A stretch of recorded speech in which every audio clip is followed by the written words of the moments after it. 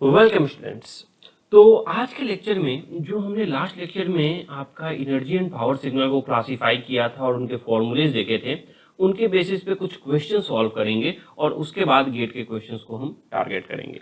तो अगर बात करें एनर्जी एंड पावर सिग्नल की, तो बेसिकली हमने डेरिवेशन स्टार्ट किया था एवरेज वैल्यू और एरिया अंडर कर्व, उसके बाद गए थे एनर्जी ऑफ सिग्नल में और उसके बाद पावर ऑफ सिग्नल में।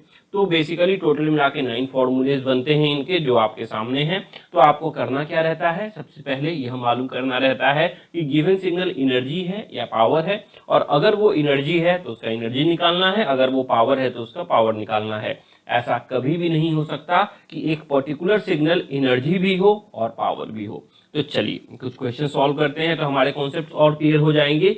जो दूसरा सवाल रहेगा एनर्जी एंड पावर सिग्नल से, वो आपके सामने गिवन है। आपको यह बताना है कि यह जो गिवन सिग्नल है वो एनर्जी सिग्नल है या पावर सिग्नल है।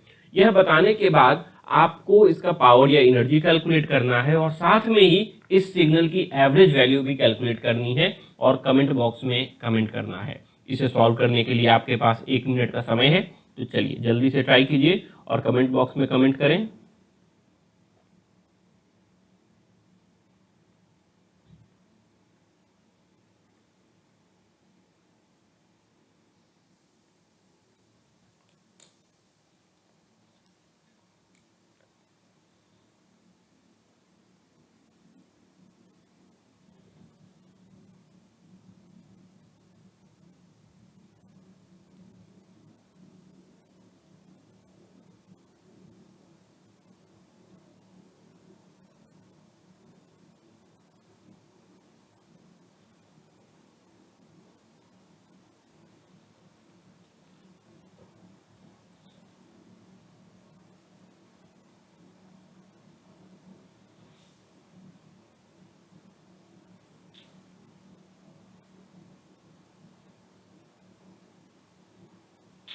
चलिए मैं सॉल्व कर लेता हूं।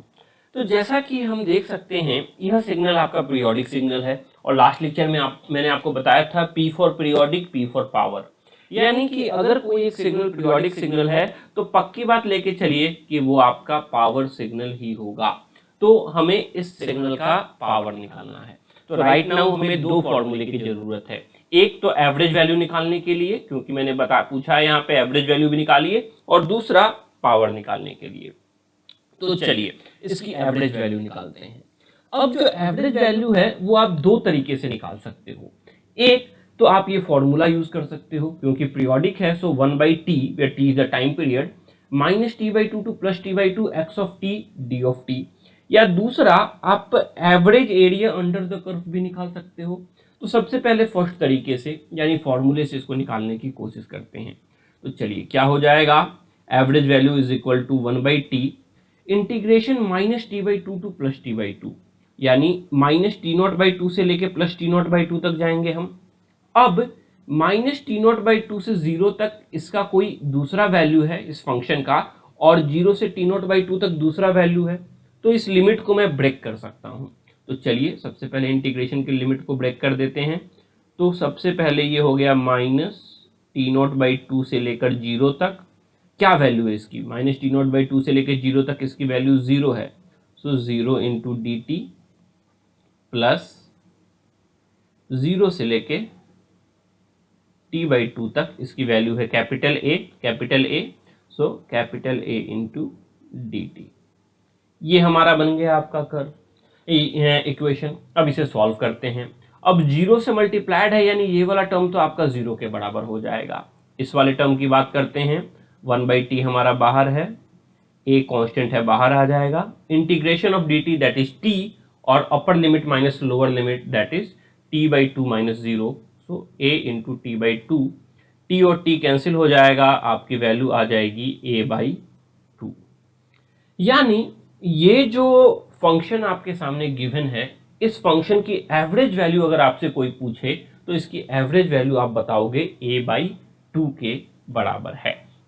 अब इसे दूसरे तरीके से कैसे निकाल सकते हैं, एक तो फॉर्मूले से मैंने स्ट्रेट फॉरवर्ड निकाल दिया, दूसरा किस तरीके से निकाल सकते हैं। क्योंकि हम जानते हैं एवरेज वैल्यू यानी क्या होगा, जो उसकी एरिया अंडर द कर्व होगी डिवाइडेड बाय जितने टाइम के लिए हम उसको कंसीडर कर रहे हैं। अब क्योंकि यह पीरियोडिक सिग्नल है तो जो एवरेज वैल्यू इसके एक टाइम पीरियड का होगा वही एवरेज वैल्यू इसके सारे दूसरे भी टाइम पीरियड का होगा। यानी अगर मुझे एवरेज वैल्यू निकालनी है तो एक टाइम पीरियड के अंदर उसका जो एरिया है उसको अगर मैं डिवाइड कर दूं उसके टाइम पीरियड से तो उसकी एवरेज वैल्यू मैं निकाल सकता हूं।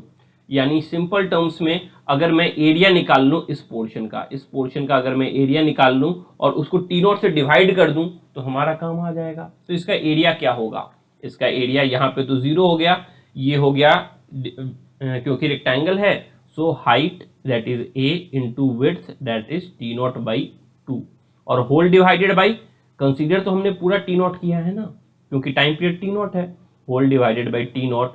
तो यहाँ से भी आप देखोगे तो आपकी एवरेज वैल्यू a बाई 2 ही आएगी। तो इस तरीके से काफ़ी आसानी से आप इस सिग्नल की एवरेज वैल्यू तो काफ़ी आसानी से निकाल सकते हो। चलिए एवरेज वैल्यू हमने निकाल लिया, अब आगे चलते हैं।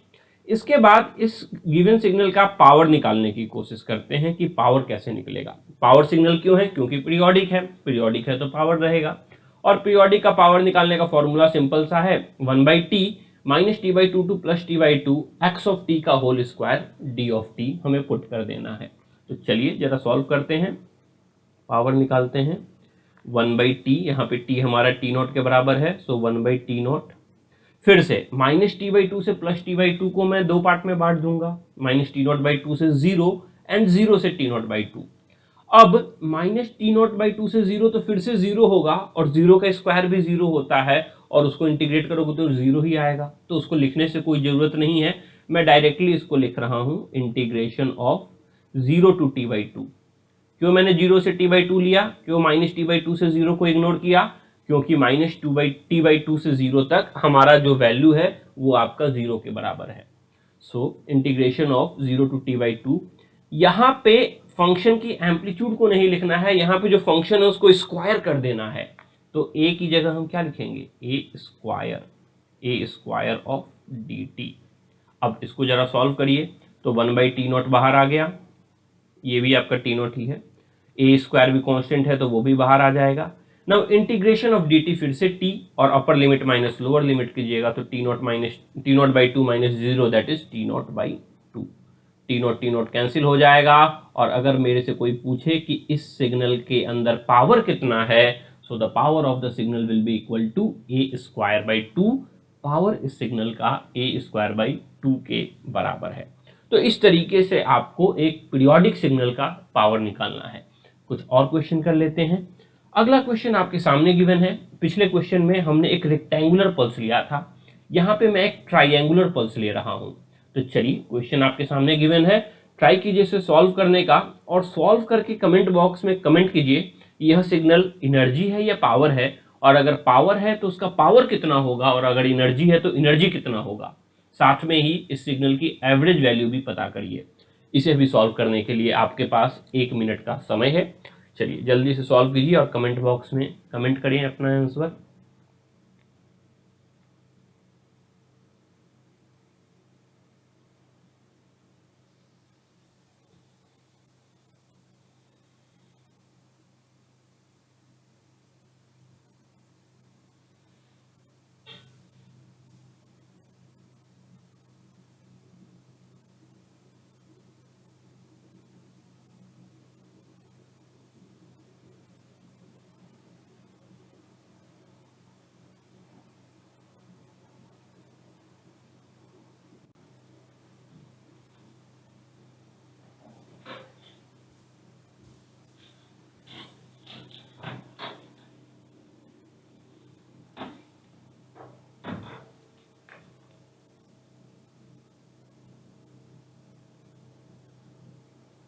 चलिए मैं सॉल्व करता हूँ इसे। तो जैसा कि मैं देख सकता हूँ यह सिग्नल आपका पीरियोडिक है, और अगर पीरियोडिक है तो एक बात तो पक्का है कि अगर सिग्नल हमारा पीरियोडिक होता है तो वो सिग्नल आपका पावर होगा, हम उसकी पावर ही निकालेंगे। और साथ में हमें एवरेज वैल्यू भी निकालना है। पहले एवरेज वैल्यू निकाल लेते हैं। तो एवरेज वैल्यू के लिए क्या करना है, 1/2 माइनस टी बाई 2 से plus t by 2 x of T D T. एक तो ये कर सकते हैं, दूसरा एरिया अंडर द कर्व भी निकाल सकते हैं। क्योंकि हम देख रहे हैं कि ये ट्रायंगल है और हमें ट्रायंगल का एरिया निकालना आता है, तो हम काफी आसानी से निकाल सकते हैं। अब यहाँ पे एक इंपॉर्टेंट पॉइंट ध्यान दीजिएगा, यहाँ लिखा है आपका लिमिट -t/2 से +t/2। क्या मैं इसे 0 से t0 ले सकता हूं? देखिए, -t0/2 से +t0/2 में भी ये जो फंक्शन है वो आपका रिपीट तो कर रहा है, उसमें तो कोई दिक्कत नहीं है, मगर ये फंक्शन अगर आप ध्यान से देखें तो 0 से t0 में भी रिपीट कर रहा है। तो आप चाहो तो, क्योंकि जो डिफरेंस है अपर और लोअर लिमिट का वो सेम है और फंक्शन रिपीट ही कर रहा है, पीरियोडिक ही कर रहा है, तो इसको 0 से t0 भी ले सकते हो, उसमें कोई दिक्कत नहीं होने वाली, एरिया तो सेम ही आएगा। तो चलिए जल्दी से एरिया निकाल लेते हैं। एरिया ऑफ अ ट्रायंगल होता है half into base into height. Half base हो गया आपका t के बराबर, 0 से t यानी t0 के बराबर, मल्टीप्लाइड बाई हाइट। हाइट आपका a0 गिवन है, सो ये लिख दिया मैंने हाइट। क्या मुझे सिर्फ एरिया निकालना है? जी नहीं, एरिया निकालने के बाद हम जिस ड्यूरेशन के लिए यानी जो टाइम पीरियड हो गया उससे उसे डिवाइड भी करना है। तो टाइम पीरियड है आपका t0, तो t0 से हमने डिवाइड भी कर देना है। तो t0 से डिवाइड कर दिया तो हमारा जो एवरेज वैल्यू आया इस सिग्नल का वो हो जाएगा a0/2 के बराबर। चलो, एवरेज वैल्यू तो मैंने निकाल लिया। अब क्या निकालना है? अब निकालना है power of the signal. Power निकालने के लिए तो मुझे x ऑफ t का इक्वेशन लिखना ही पड़ेगा। क्यों लिखना पड़ेगा? क्योंकि x ऑफ t लिखने के बाद मुझे उसको स्क्वायर करना है और उसके बाद उसे इंटीग्रेट करना है। तो चलिए इक्वेशन लिखने की कोशिश करते हैं। यहाँ पे मैं देख सकता हूं कि अगर मैं -t0/2 से +t0/2 में जाऊं तो मुझे दो लाइन का इक्वेशन लिखना पड़ेगा। तो इसको दो तरीके से सॉल्व कर सकते हैं। एक तो डेफिनेट इंटीग्रेशन का फॉर्मूला इवन और ऑड वाला यूज कर सकते हो, और अगर उसको याद नहीं है तो आप जनरली दो लाइन का इक्वेशन लिख के भी सॉल्व कर सकते हो। तो अभी मैं सबसे बेसिक तरीके से लिख रहा हूं, मैं दो लाइन का इक्वेशन लिख के सॉल्व कर रहा हूं। तो दो लाइन का इक्वेशन कैसे लिखें वो अलग पॉइंट है। उसके लिए जो 2 पॉइंट थ्योरम आपने क्लास 11 में पढ़ा होगा, 2 पॉइंट थ्योरम या स्लोप थ्योरम, तो उसको यूज कर सकते हैं। जरा देखते हैं हमारे पास पॉइंट कौन कौन सा है। अगर मैं इस लाइन की बात करूं -t0/2 से 0 के बीच में, तो एक पॉइंट है हमारे पास 0,0 और दूसरा पॉइंट है हमारे पास -t0/2, a0 के बराबर। सिमिलरली अगर मैं इस लाइन की बात करूं तो इसमें एक पॉइंट है 0,0 और दूसरा पॉइंट है t0/2, a0 के बराबर। तो एक किसी भी लाइन पे अगर आपको दो पॉइंट मालूम चले तो 2 पॉइंट फॉर्मूला यूज करके आप काफी आसानी से उसका इक्वेशन लिख सकते हो। अब ये 2 पॉइंट इक्वेशन होता क्या है, जरा उसे यहाँ मैं थोड़ा सा ब्रीफ में आपको रिकैप करा देता हूँ ताकि उसे यूज कर सकें। अगर हमारे पास कोई एक लाइन है और लाइन के हमें दो पॉइंट्स के कोऑर्डिनेट मालूम है, x1 y1 and x2 y2, तो अगर मेरे को इस लाइन का इक्वेशन लिखना है तो वो क्या हो जाएगा, y minus y1 by x minus x1 equal to y2 minus y1 by x2 minus x1। ये y2 minus y1 by x2 minus x1 basically slope के बराबर हो जाता है। तो अगर आपको किसी भी लाइन पे दो पॉइंट्स का कोऑर्डिनेट मालूम है तो किसी भी लाइन का इक्वेशन आप यहां से निकाल सकते हो 2 पॉइंट फॉर्म से, और इसको हम कई बार यूज करते हैं सिग्नल सिस्टम में। तो चलिए जरा दोनों लाइन का इक्वेशन निकाल के देखते हैं। इसको लाइन 1 बोल देता हूं, इसको लाइन 2 बोल देता हूं। लाइन 1 का इक्वेशन कैसे निकलेगा? लाइन 1 के लिए दो पॉइंट हमें मालूम है, -t0/2 a0 एंड 0,0। अब किसको x1 y1 माने, किसको x2 y2 माने? क्योंकि मेरे को x1 और y1 को हर बार घटाना है तो सिंपल वाले को x1 y1 मान लेते हैं, यानी 0,0 को मैं x1, y1 मान लेता हूं।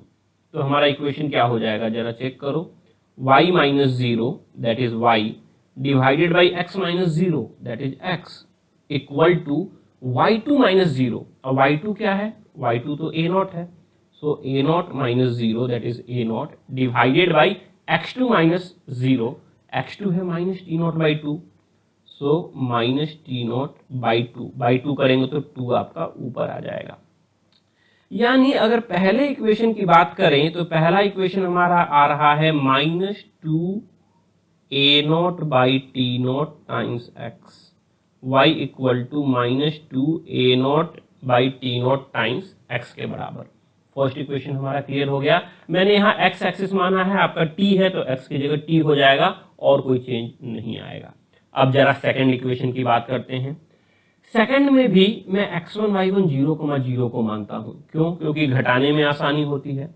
तो अगर सेकंड का लिखूं तो y - 0 by x - 0 is equal to, यहाँ पे y2 की वैल्यू a0 है, सो अगेन a0 - 0 बाई, यहाँ x2 की वैल्यू t0 बाई 2 है, सो t0 by 2 - 0 that is t0 और ऊपर में 2 चला जाएगा। तो अगर यहाँ से इक्वेशन लूँ सेकेंड लाइन का तो वो हो जाएगा y is equal to 2 times a0 by t0 into में x के बराबर में। तो हमें दोनों लाइन का इक्वेशन मालूम चल गया। अब मैं इसे कैसे पावर निकाल सकता हूं? तो चलिए पावर निकालते हैं। 1 बाई टी, ये वाला 1 बाई टी, पेन का कलर चेंज कर लेता हूं, 1 by t multiplied by whole integration, t हमारा t0 है यहाँ पे, माइनस t0 बाई 2 से लेके 0 तक, तो हमारा लाइन 1 है, सो माइनस t0 बाई 2 से लेके 0 तक लाइन 1 का इक्वेशन लिखेंगे।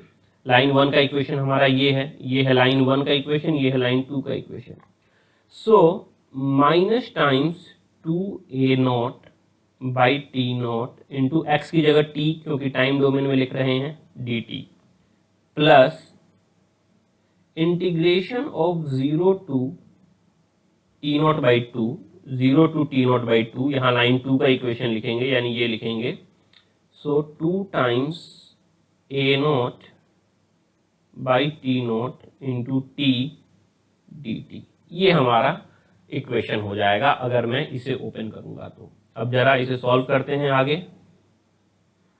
आगे सॉल्व करेंगे तो लिख सकते हैं 1 बाई t0, यहां से -2 a0 t0 बाहर आ जाएगा, -2 a0 बाई t0, और क्या हमें यहाँ पे xt रखना है? जी नहीं, हमें xt का होल स्क्वायर रखना है। ये तो xt था, तो ये पूरे को मैं स्क्वायर करके यहाँ लिखूंगा, ध्यान दीजिएगा, क्योंकि xt का होल स्क्वायर रखना है ना, तो पूरे को मैं स्क्वायर करके लिखूंगा। तो दोनों साइड मैंने स्क्वायर कर दिया।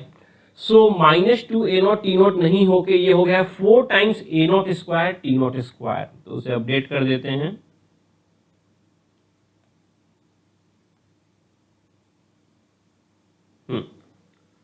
ओके, अभी मिटाया नहीं है।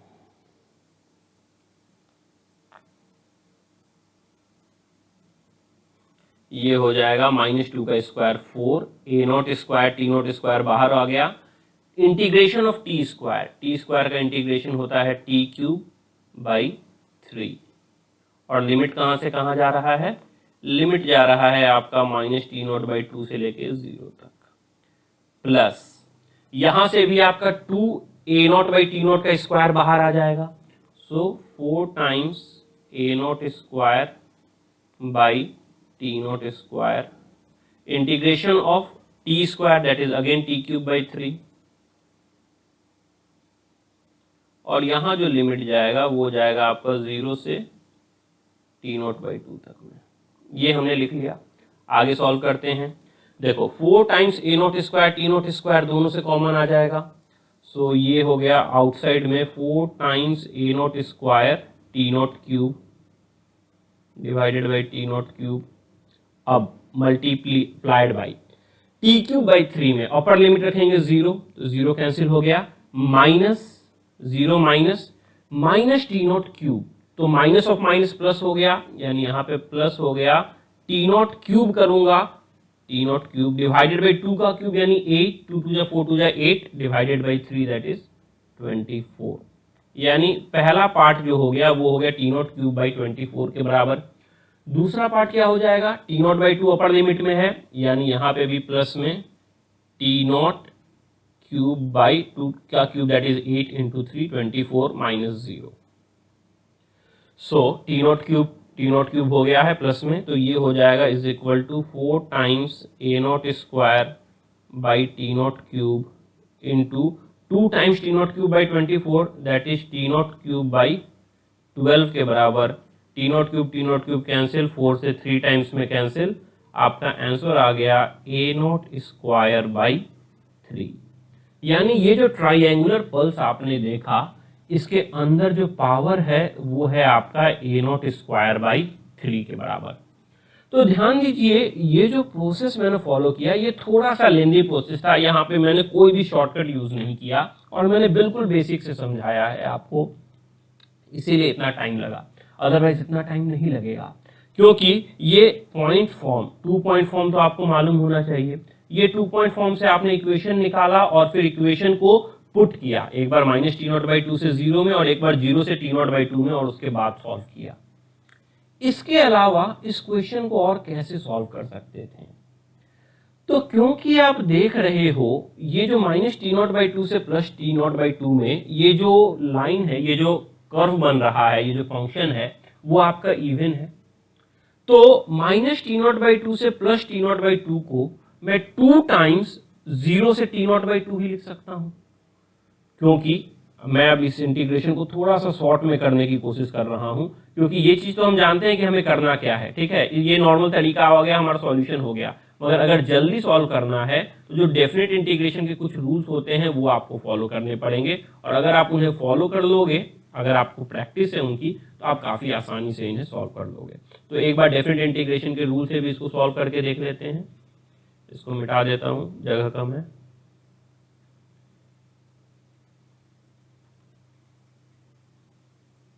चलिए वैल्यूज रखते हैं, लास्ट में क्रॉस चेक कर लेंगे। चलो, तो मैं क्या कह रहा हूं, मैं ये कह रहा हूं कि हमें जो इंटीग्रेट करना है माइनस टी नॉट बाई 2 से प्लस टी नॉट बाई 2, इसी में लिख सकता हूं 2 टाइम्स 0 से लेके टी नॉट बाई 2। ऐसा क्यों? क्योंकि ये सिमेट्रिक है। तो जैसे ही मैंने 2 टाइम्स 0 से लेके टी नॉट बाई 2 इसको लिखा, इसका मतलब अब मुझे सिर्फ लाइन 2 का इक्वेशन चाहिए, लाइन 1 का इक्वेशन चाहिए ही नहीं, उसी से काम बन जाएगा। तो थोड़ा सा टाइम वहीं बच गया, मुझे लाइन 1 का इक्वेशन निकालने की जरूरत ही नहीं है। तो 2 टाइम्स 0 से टी नॉट बाई 2, यहाँ पे 2 a naught by t naught into x का होल स्क्वायर लेंगे, और यहाँ पे डिवाइडेड बाई आपका टाइम पीरियड टी तो है, तो डिवाइडेड बाई टी नॉट तो करेंगे ही करेंगे, और इसका होल स्क्वायर लेके एक्स नहीं टी, क्योंकि हम टाइम डोमेन में कर रहे हैं,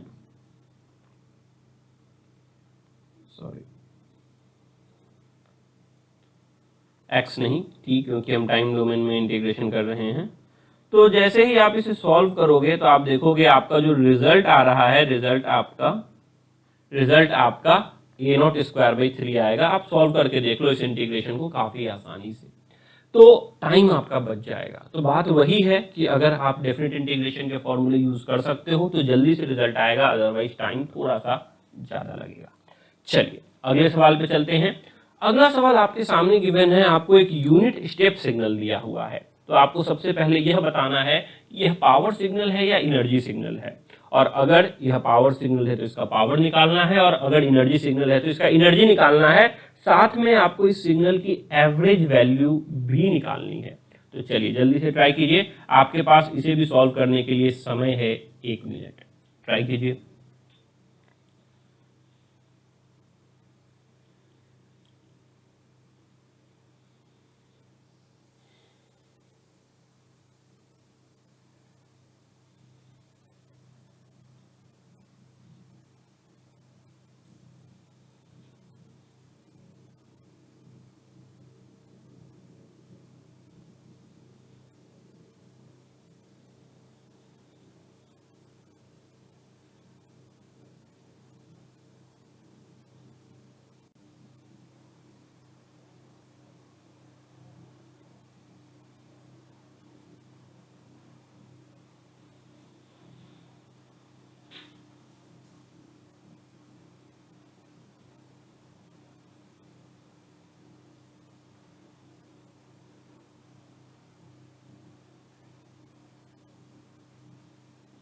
चलो मैं सॉल्व करता हूँ इस क्वेश्चन को। तो अगर मैं इस क्वेश्चन को देखूं तो यह आपका एक यूनिट स्टेप सिग्नल है। अब ये जो यूनिट स्टेप सिग्नल है, t इक्वल टू इन्फिनिटी पे इसकी वैल्यू क्या 0 हो रही है? जी नहीं, t इक्वल टू इन्फिनिटी पे इसकी वैल्यू 1 एक कांस्टेंट के बराबर है। यानी यह जो सिग्नल है वो आपका पावर सिग्नल है। एनर्जी सिग्नल कब होता, अगर t इक्वल टू इन्फिनिटी पे इसकी वैल्यू जाके 0 हो जाती, और नाइदर एनर्जी नॉर पावर कब होता, जब t इक्वल टू इन्फिनिटी पे इसकी वैल्यू इन्फिनिटी के बराबर हो जाती। तो यहाँ भी इस सिग्नल का मुझे पावर ही निकालना है। सबसे पहले एवरेज वैल्यू निकालते हैं। एवरेज वैल्यू के लिए क्या करना है, क्योंकि अपीरियोडिक सिग्नल है इसीलिए limit t tends to infinity 1/t minus t/2 plus t/2 x of t dt। तो मान लिया ये पॉइंट हमारा माइनस t/2 है और ये पॉइंट हमारा प्लस t/2 है, जहाँ t जो है वो इन्फिनिटी के लिए जा रहा है। तो लास्ट में सॉल्व करने के बाद लिमिट मैं t की वैल्यू इन्फिनिटी पुट कर दूंगा। So limit t tends to infinite 1/t integration minus t/2 से प्लस t/2 को मैं फिर से दो पार्ट में लिख सकता हूँ, एक माइनस t/2 से लेकर 0 और दूसरा 0 से t/2। फिर से माइनस t/2 से 0 में 0 को इंटीग्रेट करेंगे, क्योंकि यहाँ वैल्यू तो 0 ही है तो 0 ही आएगा। यानी बेसिकली मेरा जो लिमिट माइनस t/2 से प्लस t/2 है वो मॉडिफाई होके हो जाएगा 0 से लेकर t/2 में, और वैल्यू क्या होगी, फंक्शन की वैल्यू 1 है, सो 1 इंटू डी ऑफ टी। जरा इसको इंटीग्रेट करके वैल्यू देख लो, तो ये हो गया 1 का इंटीग्रेशन यानी t आएगा, और limit t tends to infinity आपके पास पहले से है। So limit t tends to infinity 1/t into यहाँ से t/2 minus 0 that is t/2, t cancel, आपकी वैल्यू आ गई 1/2। यानी कोई मेरे से पूछे कि इस सिग्नल की एवरेज वैल्यू कितनी है, तो इस सिग्नल की एवरेज वैल्यू आपकी 1/2 के बराबर होगी। अब इस सिग्नल की एवरेज पावर कितनी है, तो उसके लिए हम यह फॉर्मूला यूज करेंगे। तो चलिए पावर निकालते हैं। फिर से लिमिट तो हमारा वही रहेगा, क्योंकि अपीरियोडिक सिग्नल है इसलिए limit t tends to infinity 1/t। फिर से क्या मैं माइनस t/2 से 0 तक लिखूंगा, नहीं, 0 है, 0 का स्क्वायर 0 ही आना है, यानी मैं इसको फिर से 0 से t/2 ही लिखूंगा, और 1 का स्क्वायर भी 1 ही होता है, तो इंटीग्रेशन ऑफ dt हो जाएगा। जरा पावर निकाल लेते हैं। ये हो जाएगा limit t tends to infinity 1 का स्क्वायर, क्योंकि 1 हुआ तो dt t आपका फिर से यहाँ पे t यानी t/2 minus 0 that is 1/t into t/2 minus 0, t cancel 1/2 ही आएगा। यानी यह जो गिवन सिग्नल है इसका पावर भी जो आ रहा है वो आपका 1/2 के बराबर ही आ रहा है। ध्यान दीजिएगा ये यूनिट स्टेप था, इसीलिए पावर और एवरेज सेम आया। अगर यूनिट की जगह यहाँ पे वैल्यू 2 आ जाता, अगर यहाँ पे सिर्फ 2 हो जाता तो एवरेज और पावर की वैल्यू अलग हो जाती, क्योंकि 1 का स्क्वायर 1 था, यहाँ पे 2 के स्क्वायर 4 हो जाता, तो पावर की वैल्यू आपकी उससे ज्यादा हो जाती। तो इस बात का ध्यान रखना है। चलिए अगले सवाल पे चलते हैं।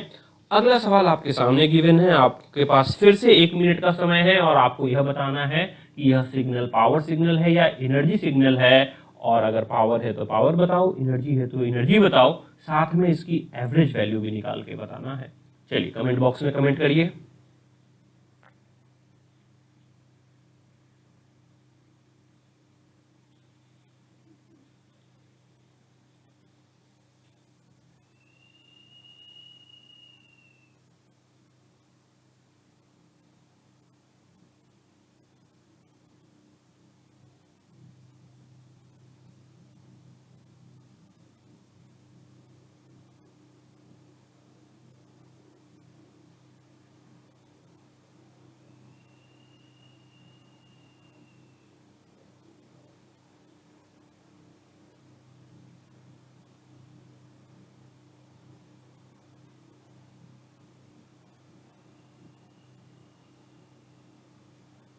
चलिए मैं सॉल्व करता हूं। अब अगर मैं देखूं तो यह सिग्नल जो है आपका फाइनाइट टाइम के लिए एग्जिस्ट कर रहा है, सिर्फ 2 तक एग्जिस्ट कर रहा है, और अगर देखूं तो इसके एरिया अंडर द कर्व भी फाइनाइट है। तो यह सिग्नल पावर है या एनर्जी है, सिंपल सी बात है, यह सिग्नल आपका एनर्जी है, एनर्जी सिग्नल है ये। तो जरा सबसे पहले इसकी एवरेज वैल्यू निकालते हैं। क्या एवरेज निकालने के लिए मैं फॉर्मूले से जाऊंगा? जी नहीं, कोई जरूरत नहीं है, आप directly area under the curve निकाल दो, क्योंकि रेक्टेंगल है आपका, इसका 4 हो गया हाइट और 2 हो गया विड्थ, तो 4 into 2 is equal to 8, average value इसकी आ गई 8। जरा एनर्जी निकालते हैं। एनर्जी के लिए क्या करना है, माइनस इन्फिनिटी से प्लस इन्फिनिटी में इस सिग्नल के स्क्वायर का एरिया निकालना है। तो इस सिग्नल का स्क्वायर क्या हो जाएगा, जरा सोचो, 4 का स्क्वायर है तो 16 हो जाएगा, और रहेगा तो ये 0 से 2 में ही ना। तो चाहो तो फिर से यहाँ पे फॉर्मूला लगा लो आप, या एरिया निकाल लो, बात तो बराबर है, क्योंकि ये भी तो वही कह रहा है। एरिया निकालना है माइनस इन्फिनिटी से प्लस इन्फिनिटी में एक्स ऑफ टी के स्क्वायर का इंटीग्रेशन, यानी क्या है, एरिया अंडर द कर्व। तो स्क्वायर करके हमने फंक्शन बना लिया कुछ इस टाइप का, और इसका एरिया निकाल लो, रिजल्ट आ जाएगा 32। तो इसका जो एनर्जी आ जाएगी उसकी वैल्यू हो जाएगी 32 के बराबर। आप चाहो तो इक्वेशन में भी पुट करके सॉल्व कर लो। इक्वेशन में अगर पुट करोगे तो क्या होता, माइनस इन्फिनिटी की जगह 0, क्योंकि माइनस इन्फिनिटी से 0 तक उसकी वैल्यू 0 है, और प्लस इन्फिनिटी की जगह 2, क्योंकि 2 से इन्फिनिटी तक उसकी वैल्यू 0 है। सो 0 से 2 में 4, एक्स ऑफ टी की वैल्यू तो 4 है, सो 4 का square that is 16 times d t is equal to 16 into upper limit minus lower limit is equal to 32। दोनों तरफ से आपका आंसर सेम आया। तो इस तरीके से आपको एक एनर्जी सिग्नल और एक पावर सिग्नल अगर दिया है तो उनका एनर्जी और पावर की वैल्यू निकालनी है। एक और क्वेश्चन पे चलते हैं। यह क्वेश्चन आपके सामने गिवन है, ट्राई कीजिए इसे सॉल्व करने का। बताइए कि यह पावर है या एनर्जी है, और अगर पावर है तो इसकी पावर बताइए, अगर एनर्जी है तो इसकी एनर्जी बताइए, और साथ में एवरेज वैल्यू भी बताइए। आपके पास 1 मिनट का समय है।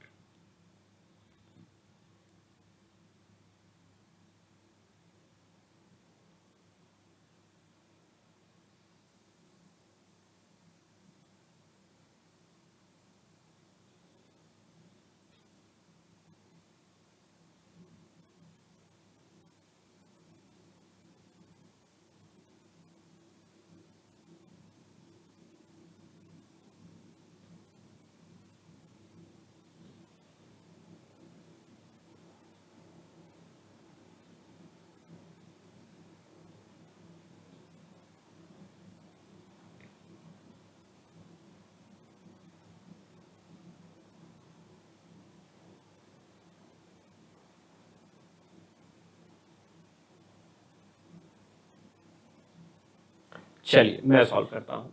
फिर से देख सकते हैं ये फाइनाइट ड्यूरेशन का सिग्नल है, और आपकी वैल्यू जो है वो 1 के बराबर है, 1 तक ही है। t इक्वल टू इन्फिनिटी पे वैल्यू 0 हो रही है, यानी यह तो पक्का है कि यह एनर्जी सिग्नल है। तो इसके अंदर अगर मुझे एवरेज निकालना है तो एवरेज फिर से मैं काफ़ी आसानी से एरिया अंडर द कर्व से निकाल सकता हूँ, half into base into height. So half into base is 1 into height is 2, आपका एवरेज वैल्यू हो गया 1 के बराबर में। अब अगर मेरे को इसका एनर्जी निकालना है तो एनर्जी निकालने के लिए मेरे को एक्स ऑफ टी का इक्वेशन मालूम होना चाहिए। ध्यान दीजिए पिछले केस में क्योंकि वो रेक्टेंगल था इसीलिए 2 डायरेक्टली लिख दिया, मगर यह रेक्टेंगल नहीं है ना, यहाँ पे तो लाइन बन रहा है, इस लाइन का इक्वेशन लिखना पड़ेगा। अब इक्वेशन कैसे लिखें, तो थोड़ी देर पहले हमने 2 पॉइंट थ्योरम पढ़ा था, तो 2 पॉइंट्स निकाल लेते हैं इस लाइन पे। एक हो गया 0,0 और एक हो गया 1,2। तो चलिए इस लाइन का इक्वेशन क्या हो जाएगा, y minus 0 by x minus 0 is equal to 2 minus 0 by 1 minus 0, that is y equal to 2x। इस लाइन का हमें इक्वेशन पता चल गया। अब इसको हम यहाँ पुट कर देंगे तो हमारा एनर्जी क्या होगा, क्या माइनस इन्फिनिटी से इन्फिनिटी में इंटीग्रेट करने की जरूरत है, जी नहीं, हमें सिर्फ 0 से 1 में इंटीग्रेट करना है। क्यों, क्योंकि माइनस इन्फिनिटी से 0 तक इसकी वैल्यू 0 है, और 1 से इन्फिनिटी तक इसकी वैल्यू 0 है, और 0 का इंटीग्रेशन 0 होता है। सो 0 से 1 में इंटीग्रेट करते हैं x of t that is y equal to 2t, क्योंकि यहाँ पे t है इसीलिए x की जगह t रख देंगे। सो 2t का square that is 4t square dt को। सो 4 बाहर आ गया, t क्यूब बाई 3, और अपर लिमिट है 1, लोअर लिमिट है 0, वैल्यू पुट कीजिएगा 1/3, that is the answer is 4/3। इस कर्व का जो एनर्जी है वो आपका 4/3 के बराबर है। तो इस तरीके से आप किसी भी कर्व का एनर्जी या पावर निकाल सकते हो। अब अगले लेक्चर में कुछ एक्सपोनेंशियल कर्व्स को किस तरीके से ग्राफिकली रिप्रेजेंट करना है और उनके एनर्जी और पावर के बारे में हम बात करेंगे। ध्यान दीजिएगा एक्सपोनेंशियल कर्व्स में बच्चों को बहुत दिक्कत होती है, मगर काफ़ी आसानी से आप उनके कॉन्सेप्ट्स को क्लियर कर सकते हैं, वो हम अगले लेक्चर में देखेंगे। तब तक के लिए गुड डे।